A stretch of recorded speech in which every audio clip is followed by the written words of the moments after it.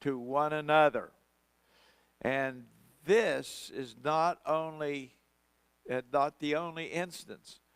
For throughout the Old Testament, the practice of usury or charging interest was sternly denounced.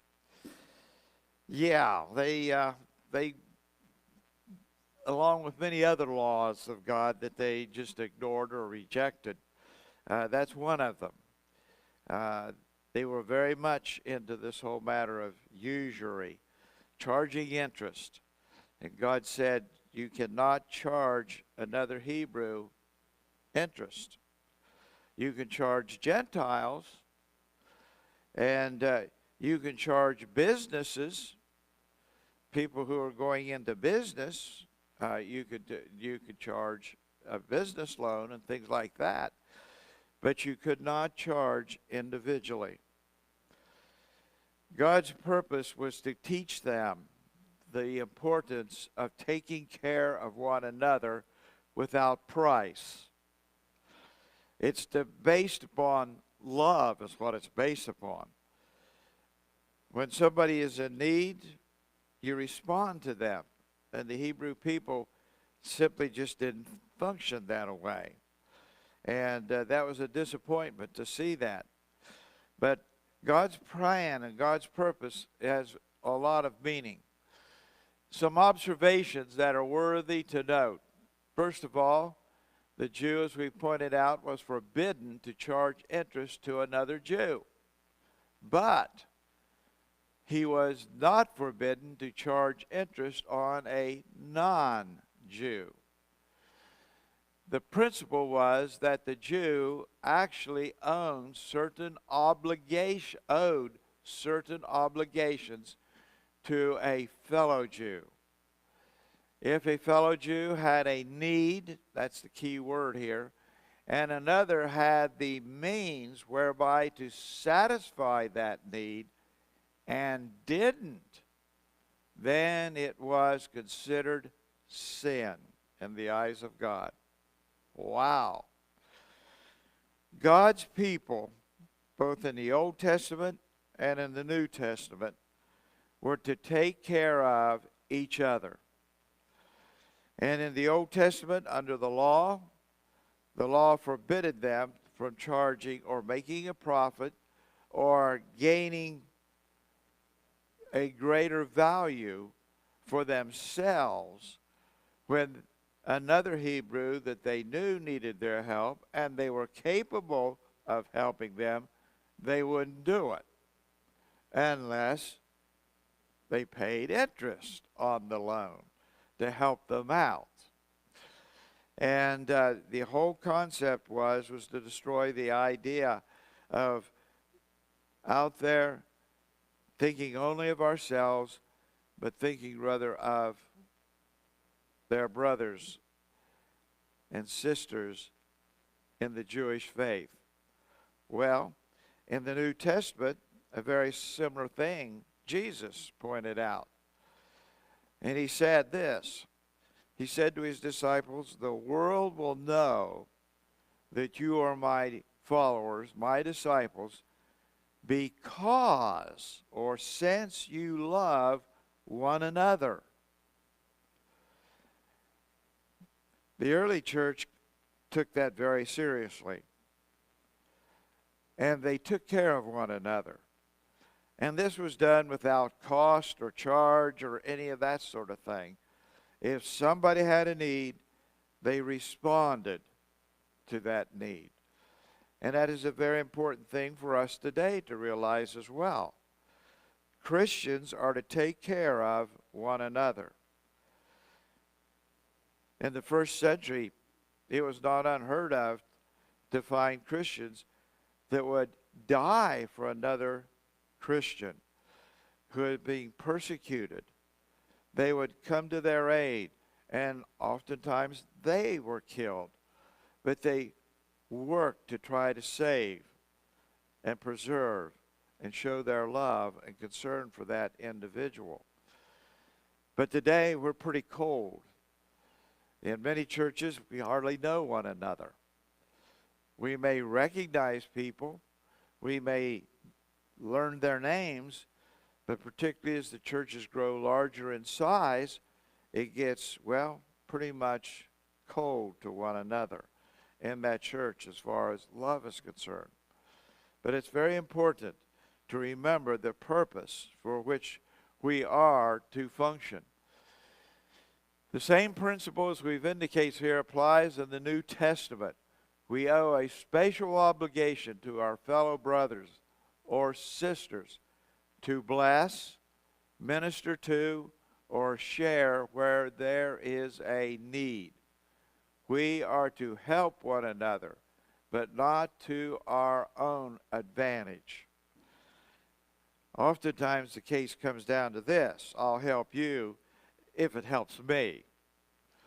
And so people will function that way sometimes.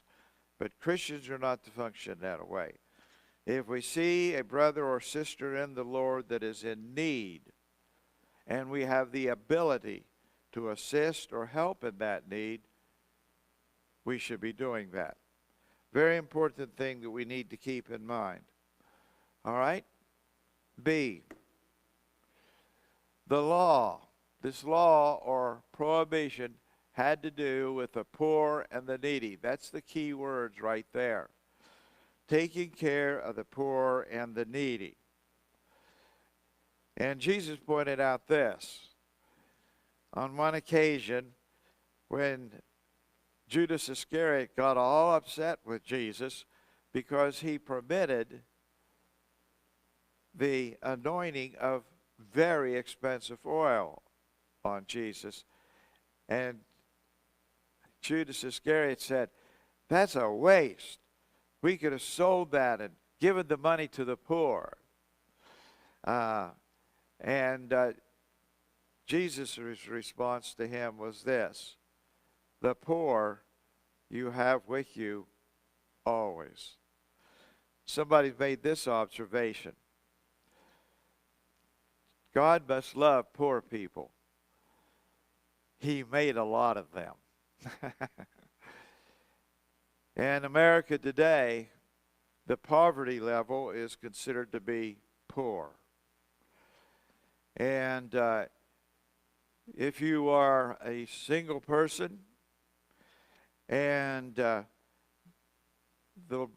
poverty line goes to $18,000, anybody making less than $18,000 a year is considered to be poor or in a state of poverty.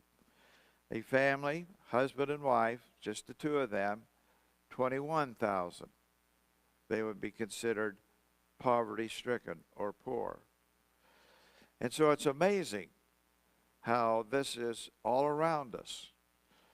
And even among Christians, these things exist. And it's easy to kind of ignore it all and hope it all goes away. Well, anyway, it does not refer to the lending to someone for commercial purposes. You could charge interest for somebody who is simply wanting to increase their wealth in a business venture or something like that. You could charge them interest, even if they were Hebrews. Again, the key word, are they poor and needy? All right? This has to do with a personal loan to another who has a personal need, not a business loan. There is no obligation to loan to someone for the purpose of their making money from that loan. It is simply to be a means to provide for a person's, here it is, need. Need. That really goes along with God's principle as well. God has promised to take care of and to provide for our needs. And that usually entails other members of the church family who see the need, understand it's a need, and seek to meet that need. And that is the challenge. See, the prohibitions were imposed to bring about a check on covetousness. To lend without usury or interest would result in God's blessing coming to the lender. Yeah. And it's interesting, when we do things God's way, God blesses that person for doing things his way. But we have a tendency to think like the world. We got to take care of number one. It's all about number one. Everything's got to somehow give me a greater position than what I have at the moment. Lifting me up and lifting me up. That type of thing. Growing in wealth and prospering really well. And yet, when we do it God's way, those people who give actually receive more themselves. And God has this wonderful way of doing these things in a way that most people would never even think of. And even if by chance we would think that God would do something miraculous for an individual, and he would actually do that, that would be a rare occasion that people would even think about things like that. They're too busy thinking the way the world thinks. All right. D, our money making should be above reproach and beyond suspicion. Do we make money? Number one, legitimately. Do we make money by being honest in all things? Do we make money to benefit others, or is it only to benefit ourselves? Christians are supposed to live at a higher level of integrity, morality, and truth and honesty, and in the care and nurture of others' needs. That is the expression of God's love that we have received from him, that we pass on to others. And it's something that's very important for us to realize, that God puts quite a priority on these things. Our moneymakers should be above reproach and beyond suspicion. It matters very much to God how we make our money. Our money is to be made honestly and justly. Money made by wickedness is an abomination to God, and money made out of the need of the poor saints is an abomination. And to make money from somebody who is struggling financially, just trying to survive, is, from the church's standpoint, we need to be sensitive to that. And as God has prospered us, we need to share that prosperity with those of our brothers and sisters who are in need. Very important principles on the way we live. Okay. Proverbs 28:8. He that by usury, charging interest, and unjust gain increases his substance or wealth. The unjust is, it wasn't quite honest the way they got the money. Integrity and truth and honesty and love were forgotten. They gained the money like the world does. Whatever it takes, let's do it that way. Okay? They increased their substance. Now here's the interesting thing. He, the one that has used interest or unjust gain to increase our wealth, he shall gather it for him that will pity the poor. God simply says this: when we do things that we shouldn't do to increase our wealth, God has a way of taking that wealth from us that we gained inappropriately and giving it to the poor. And oftentimes the individual won't even know that God has done that. And on the times that they do know that God has done that, they're really upset with God for doing it.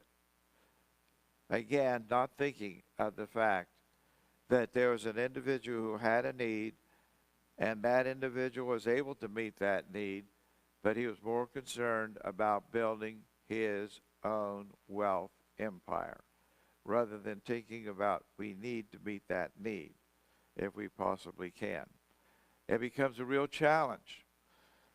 All right. There is a sphere where usury is allowed. As we pointed out, the Jew could loan to foreigners and non-Jews. And foreigners are non-Jews, they're Gentiles that have converted to Judaism, called proselytes. And they were also called foreigners because they actually were not Jews, they were Gentiles, but they called them foreigners because they had embraced Judaism.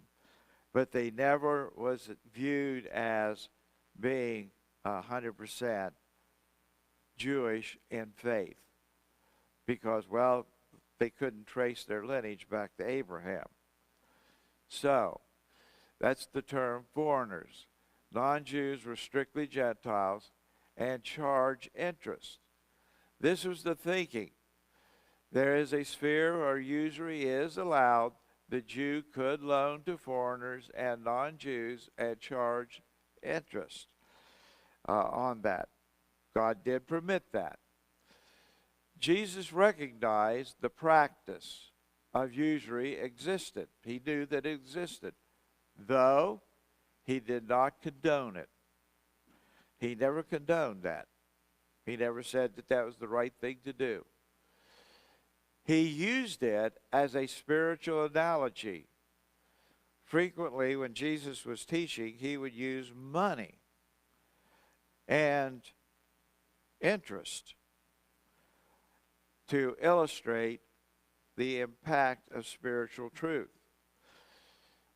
What he has entrusted to us, he expects us to bring in a harvest with it. In other words, spiritually speaking, what we're to do with the gifts that he has given us to serve him, the opportunity to serve him, the ability to bring about a successful ministry, it should raise the spiritual level in the community among the believers and as a witness and a testimony to non-believers. It is to accomplish this. And that's what we should be doing. But all too often, we have a tendency to think, well, God didn't call me to preach, God didn't call me to teach, and I'm certainly not a missionary. He didn't do any of that. I guess the only thing I can do is pray for people and hope that God will bring about salvation to them. When in reality, we're supposed to live out our faith so that those who are non-believers can see what being a Christian really is all about.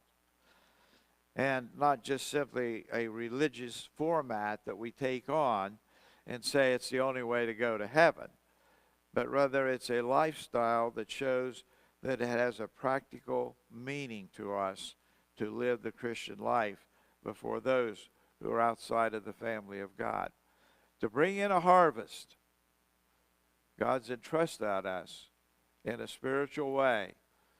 We are to make a profit on that in our Christian lives.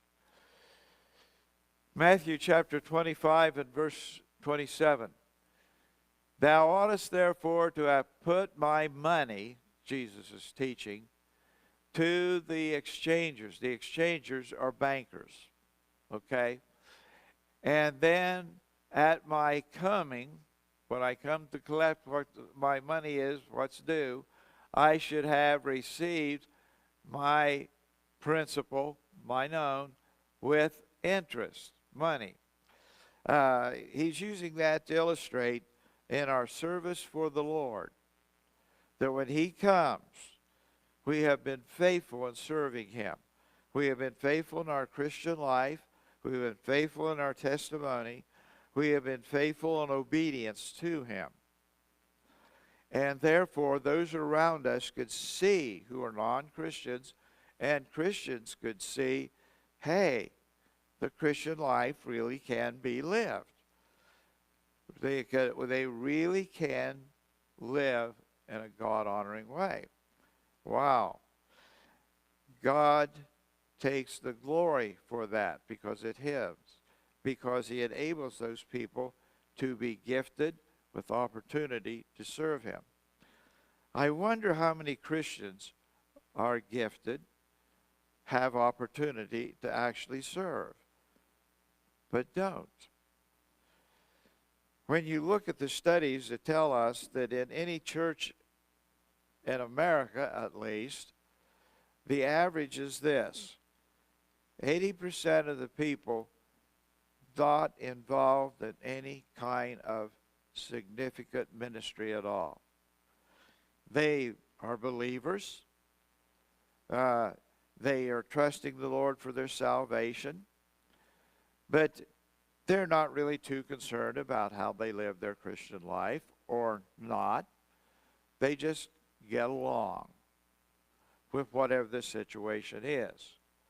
And then when it comes down to it and anybody questions them about their relationship with God, oh yes, I believe in Jesus.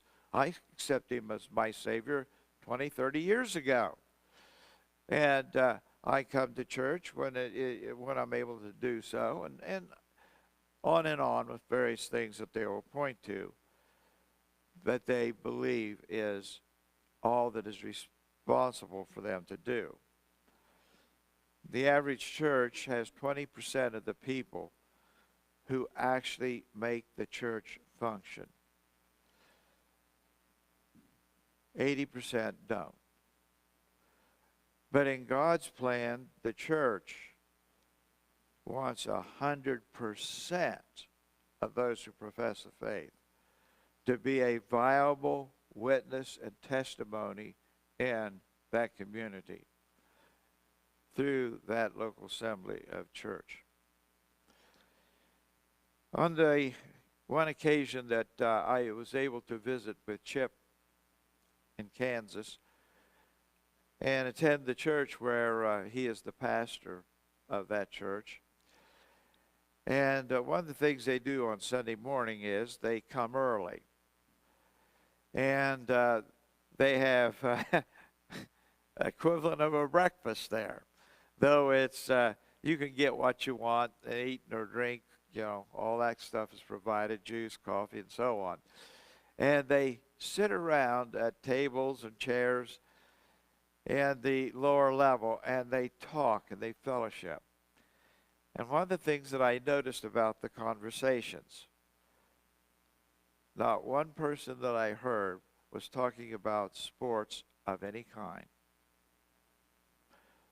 No football, no baseball, no basketball, no hockey, nothing about sports. They weren't talking about their family gatherings. Well, after church today, we're going to get together for a family reunion, or we're going to meet with some of our children, or we're going to do this or that or the other.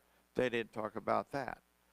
What I noticed was that as I passed by each these tables and listening to what was being talked about, they were talking about the ministries they were having in the church, outside the church, for the honor and the glory of God.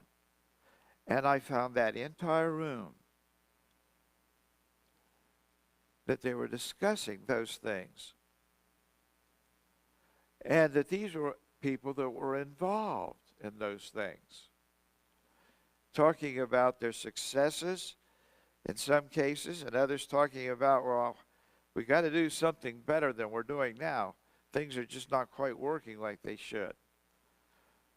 But it was the fact that they were talking about ministry.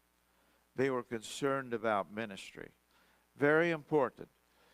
Very important that we keep the whole thing in perspective so that we're actually going to accomplish verse 27 here in chapter 25 of Matthew. Very important that we do that. The New Testament views concerning usury are basically the same as the Old Testament view, with a few additions. The New Testament says that not only is the Christian to lend without interest, but he should be prepared to give it away and expect nothing in return. Luke 6:27 through 38. Jesus made that quite evident. Instead of lending to them and saying, well, I'll lend this to you, and when you get an opportunity or a chance, you can pay me back. You give it to them. Expect nothing in return. That is really helping them. It's not putting them down. It's helping them. It's not putting them in a position that they feel obligated to you to give. And don't think about a return. Interestingly enough, Kathy and I, 40 years ago, we knew this lady who was a single mom with several kids. They were renting an apartment, and they were being evicted because they didn't have enough money to pay all the rent. And Kathy and I learned of this. So we went to visit this individual, and they shared their need. And Kathy and I gave them the money to pay their rent, catch them up, and establish them. And then we moved out of the area. And we came to Western Pennsylvania. We never saw or heard from them for almost 40 years. And all of a sudden, I got a card in the mail. And I looked at the return address and thought, who in the world is that anyway? And I thought, well, it must be one of Kathy's friends. That's who it must be. I didn't remember the person. But it was addressed to me and to Kathy, both. So we opened it, and inside there's a note of thanks. How much and how important it was that we helped her in a time of crisis in their life. And they became stable, and they got to the point that they was able to buy their own place and really to succeed as a family. And then they enclosed the check for the total amount that we had given them. We had told them we don't want anything. But she wanted to do that. And it just so happened at the time that came, we were a bit tight on certain things. But I thought, isn't it interesting how God works? Sometimes you can't give it away. Even when you do give it away, you give it away. But it comes back to you at times. God does things in so many different ways to take care of things for you. It's just amazing what all God does. And we need to realize just do what God tells us to do in ministry. Let's take care of each other. Let's minister to the needs. Again, as we can. As we can. One of the things we can't do is we cannot be generous on credit. That will run into great difficulty if we start doing things like that. You have to, as God has prospered you and blessed you, to bless others, as you are able to do that. And God will honor you and honor that, and there may be a time in the future that you're going to find yourself in need. And then God will bring to you your need, the things that is required to meet that need. Wow. All right. The New Testament says that not only are Christians to lend without interest, but they should be prepared to give it away and expect nothing in return. The ideal for the Christian is not just to lend, but to give. This practice must, of course, be done with common sense. Again, you can't go into debt to meet somebody else's need. You can't do that. You got to use common sense. All right? Don't give to heretics. To support the spread of their abominable doctrine. But if the heretic is hungry, buy him a meal. Yeah. Buy him a meal. But don't try to support these people that are propagating things that are not biblical and not true. But we are to reach out and meet the crisis in life. A meal can be